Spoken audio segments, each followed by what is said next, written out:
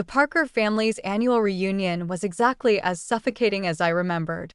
Crystal chandeliers sparkled overhead in my aunt's oversized Hamptons estate, reflecting off designer dresses and luxury watches. The air was thick with a peculiar mix of expensive cologne and superiority that seemed to follow my relatives everywhere they went. I stood in the corner watching my cousins compete for attention with stories of their latest achievements. My simple black dress, carefully chosen to help me blend into the background, felt like armor against their judgment. "Sophia," my Aunt Margaret's voice cut through the chatter. "I almost didn't see you there. Still working as a secretary, dear?" I took a small sip of champagne, hiding my smile behind the glass. "Administrative assistant, actually." "Oh," she raised a perfectly manicured eyebrow. "Still at that little consulting firm? What was it called again?" "Apex Solutions," I replied quietly. My cousin Blake, fresh from making partner at his father's Wall Street firm, couldn't resist joining in. "Come on, sophomore. I could get you a real job, something with actual career potential." I thought about the stack of contracts waiting for my signature back at my real office, not the carefully maintained cover I showed the world. "I'm happy where I am, thanks." "Happy?" Aunt Margaret's laugh could have cut glass. "Darling, you're wasting your potential. Your cousins are all executives, partners, real business people, and you're still pushing paper for someone else. If only they knew that someone else was me." The story of how I built my empire in secret started 10 years ago in this very house. I was fresh out of business school, armed with an MBA and a revolutionary idea for restructuring failing companies. I'd spent months perfecting my pitch, convinced that my family's vast business connections would help launch my career. Instead, they laughed. "Consulting?" Uncle Richard had scoffed. "Leave that to the big firms, girl. Join the family business. Start in the mailroom, work your way up like everyone else." Everyone else meant my male cousins, of course. The Parker family's idea of success was strictly defined and strictly controlled. They built their fortune through a network of companies, each headed by a carefully chosen male heir. Women were expected to marry well or take subordinate positions, nothing more. That night, I made two decisions that would change everything.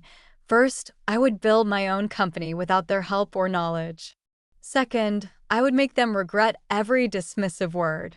Apex Solutions began in a tiny office above a Chinese restaurant. My savings covered the rent barely. But I had something more valuable than money. I understood how companies worked, how they failed, and most importantly, how to fix them. My first client was a small manufacturing firm on the verge of bankruptcy. The owner had been turned down by every major consulting firm in the city. I spent 3 months restructuring their operations, streamlining processes, and negotiating with creditors. 6 months later, they were profitable again. Word spread quietly through business circles about the mysterious consulting firm that could save dying companies. I hired carefully, choosing people who shared my vision and my discretion. Every employee signed ironclad NDAs. My name never appeared on any public documents. I was simply the CEO. As Apex Solutions grew, I maintained my cover as a low-level employee.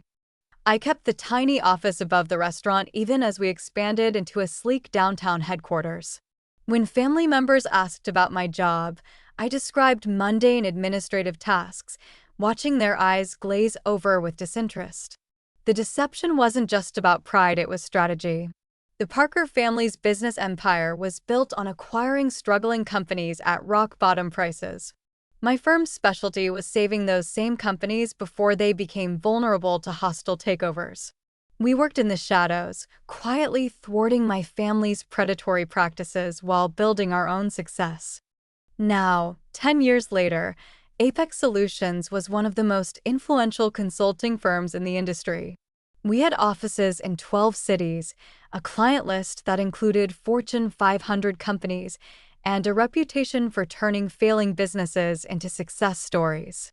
And not one of my smirking relatives had any idea. "More champagne, dear?" Aunt Margaret's voice yanked me back to the present. Though perhaps you should stick to water. I imagine your salary doesn't leave much room for expensive tastes. I accepted the champagne with a practiced smile. Thank you, Aunt Margaret. How's Uncle Richard's new acquisition going? Thompson Manufacturing, wasn't it? Her smile faltered slightly.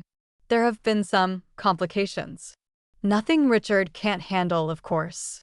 What she didn't know was that those complications were my doing.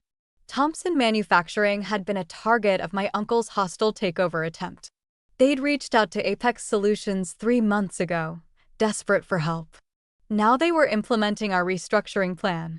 Their stock price was rising, and Uncle Richard's attempt to seize control was falling apart. I heard they hired some consulting firm, my cousin Blake added. Probably throwing good money after bad. Those consultants are all the same big promises, no results. I hid another smile.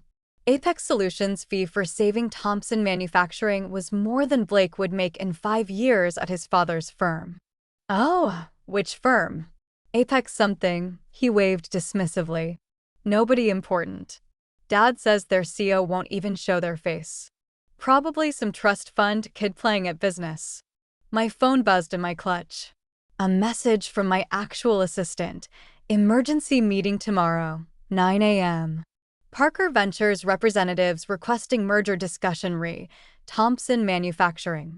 Urgent response needed. I scanned the message twice, realization dawning.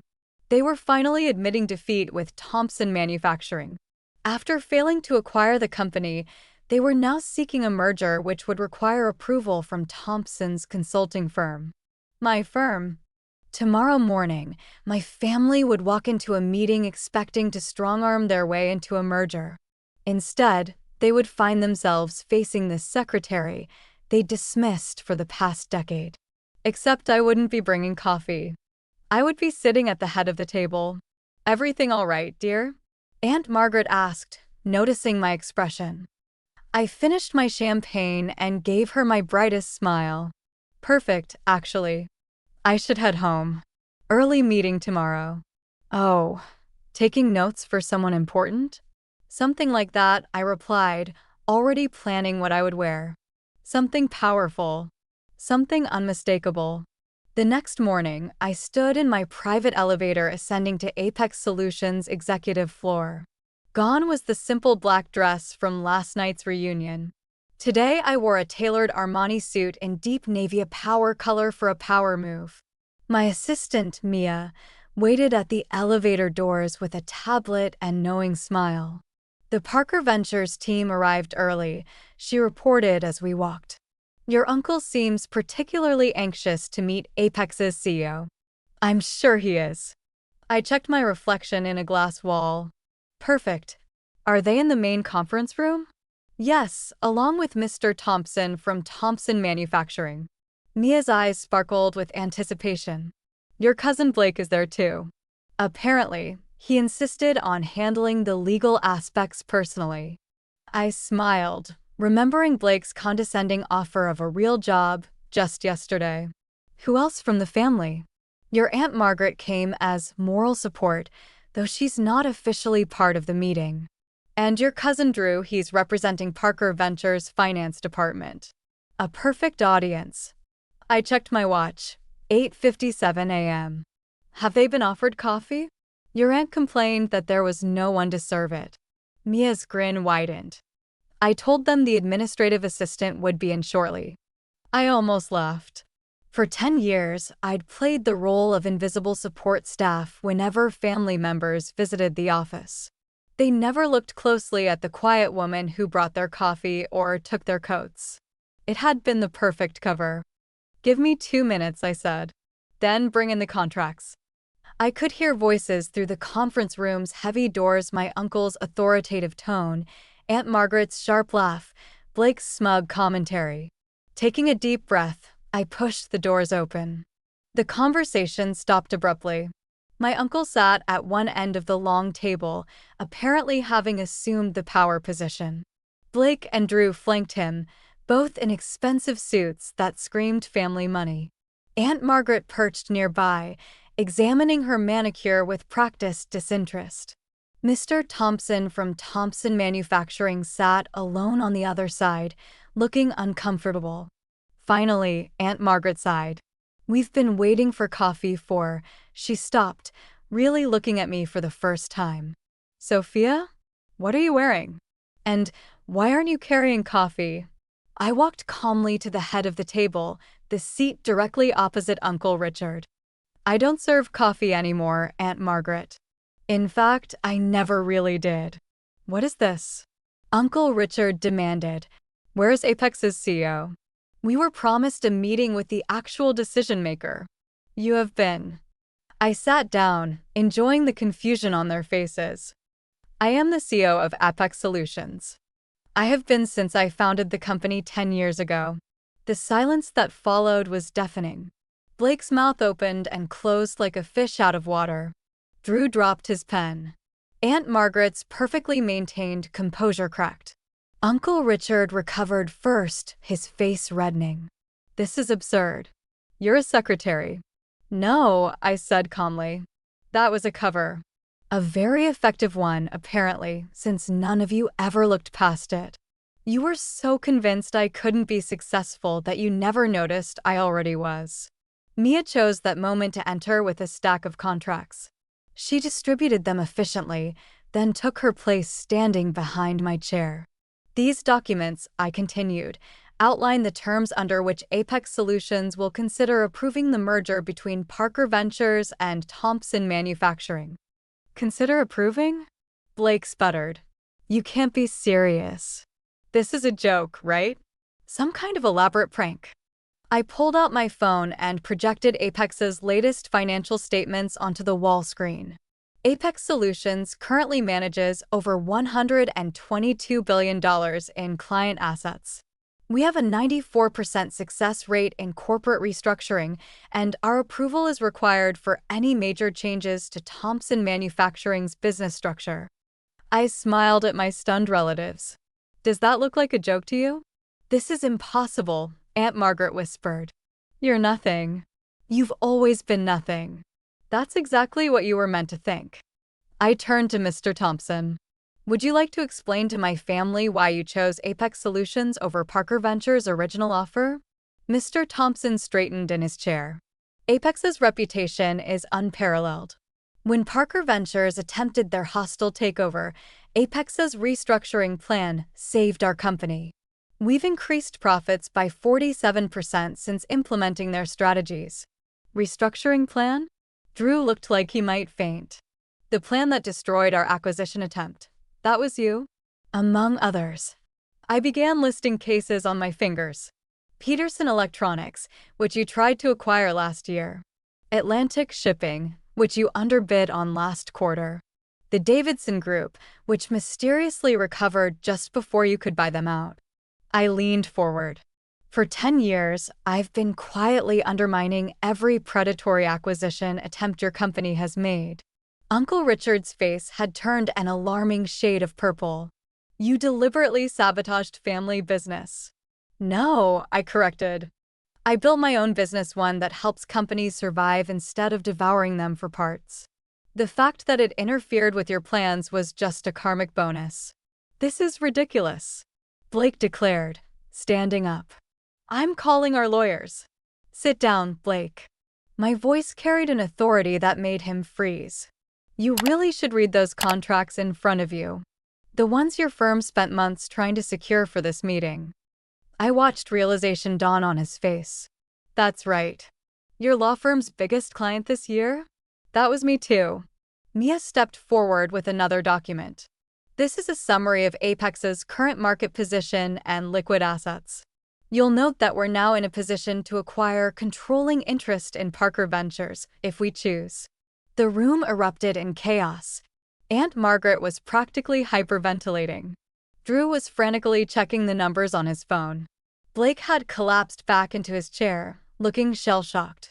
"This is blackmail," Uncle Richard growled. "No," I said quietly. "This is business. The kind you taught me I'd never be capable of handling." I stood up, smoothing my jacket. "You have until 5 p.m. today to review the merger terms. They're very generous, considering our position. If you decline, Apex Solutions will begin purchasing Parker Ventures stock on the open market tomorrow morning. I headed for the door, then paused. Oh, and Aunt Margaret? That champagne you so graciously offered me last night? I own the vineyard that produces it, bought it last year. The coffee you were so desperate for this morning? That chain too. I smiled sweetly. Turns out my salary does leave room for expensive tastes after all. The door closed behind me on their stunned faces.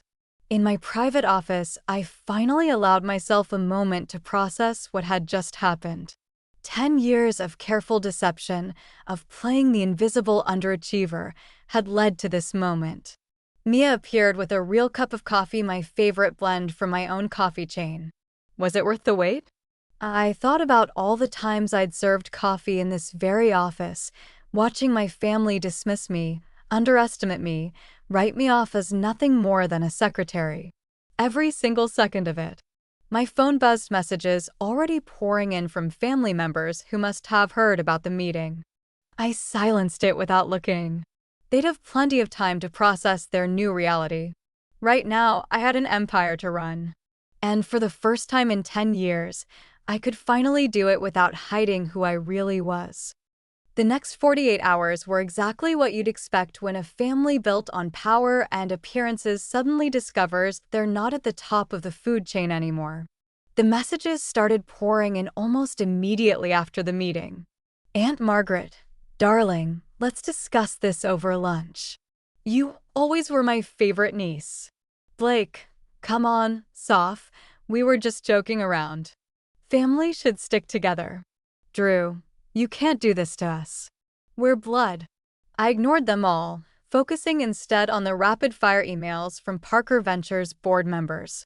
They weren't stupid, they could see which way the wind was blowing. By noon, they had scheduled an emergency board meeting. By 3, they had voted to accept Apex's merger terms. Uncle Richard, predictably, didn't go quietly. You've betrayed this family. His voice echoed through my office as he barged in unannounced. Mia moved to intervene, but I waved her off. Let him have his moment. Actually, I said, not looking up from my computer, I'd say I learned from this family. Isn't this exactly what you taught us? Seize power, eliminate competition, never show weakness? We gave you everything. That made me laugh. You gave me nothing. Less than nothing. You taught me that I would never be good enough, that my only value was in supporting the men in the family. So I built something better. By deceiving everyone for a decade. I finally looked up at him. By letting you deceive yourselves. You saw exactly what you expected to see, a quiet, unambitious woman who knew her place. That was your mistake, not mine. The fight seemed to drain out of him suddenly. He sank into one of my visitor chairs, looking older than I'd ever seen him. Why reveal yourself now? You could have continued operating in secret. Because it was time. I closed my laptop. Thompson Manufacturing isn't the only company you're trying to acquire. There's Davidson Electronics, Atlantic Solutions, at least 3 others. Companies with good people, solid products that just need help restructuring. I'm tired of watching you destroy them. It's business, he protested weakly. No, it's greed. And it stops now. I handed him a folder. These are the final merger terms. Apex Solutions will acquire a controlling interest in Parker Ventures. We'll restructure the company to focus on building businesses up, not tearing them down. You can stay on as a consultant if you accept the new direction. If not, your golden parachute is outlined on page 3. He opened the folder with trembling hands. You thought of everything. I learned from the best. I smiled without warmth, though not in the way you intended. After he left, Mia brought in a stack of newspapers. Apex's revelation was already making headlines. Secret CEO revealed how one woman built a billion-dollar empire in secret. Parker family shocked. The hidden success story they never saw coming. My phone buzzed again, this time with a message that actually mattered. My mother, who had divorced Uncle Richard's brother years ago and distanced herself from the Parker family's toxicity, had sent a single line. "I always knew you would show them." The next few weeks were a whirlwind of changes. Parker Ventures board enthusiastically embraced Apex's new direction. Their stock price jumped 40% on the announcement of the merger. Companies that had feared the Parker name now sought partnerships. The press couldn't get enough of the story. Aunt Margaret tried to spin it as a heartwarming family success story. "We always knew Sophia had potential," she told one reporter. "This just proves that the Parker spirit of entrepreneurship runs in the blood." I responded by releasing archived video of last year's family reunion, where she had spent 20 minutes explaining to everyone why I would never amount to anything. The footage went viral. She stopped giving interviews after that. Blake attempted damage control in his own way, claiming he had been in on it all along. Unfortunately for him, too many people had witnessed his shocked face in that conference room. His law firm's other clients began questioning his judgment. Within a month, he was quietly asked to take a leave of absence. Drew adapted the fastest, approaching me with a business proposal just 2 weeks after the revelation. We could dominate the market together, he suggested over an awkward lunch. The Parker-Apex alliance would be unstoppable. "That's not what Apex Solutions is about," I told him. "We don't dominate. We elevate." The real changes came in quieter moments. The young intern who tearfully thanked me for showing her that success didn't require compromising her principles.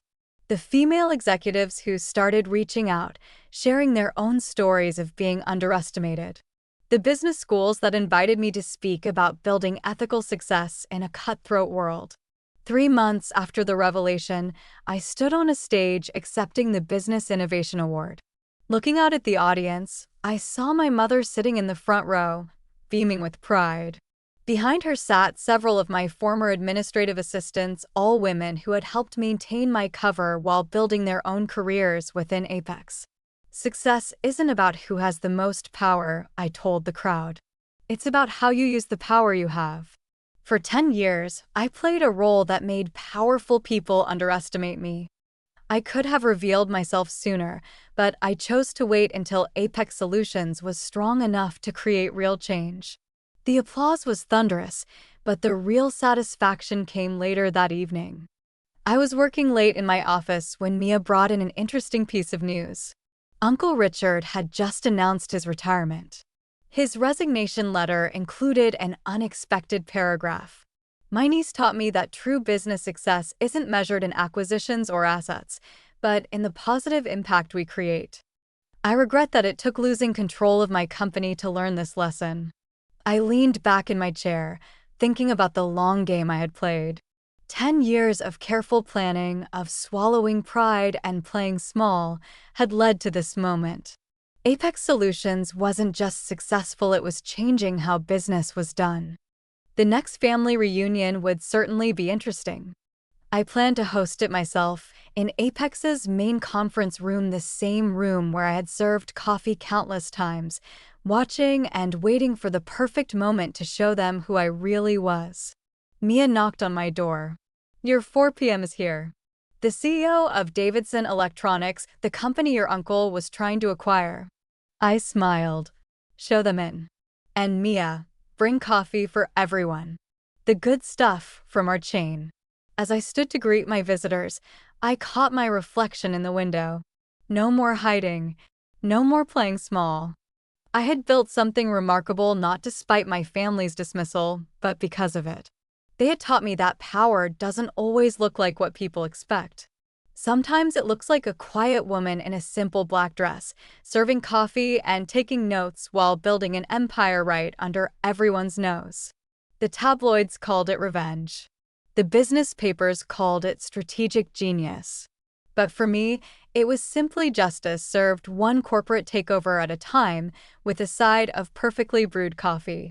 And somewhere, in a small office above a Chinese restaurant, my original desk still sits. I keep it as a reminder that success doesn't always wear designer labels or demand attention. Sometimes it works quietly, patiently, building something extraordinary while the world looks the other way. That's the real secret to success, not the power you show, but the power you build when no one's watching.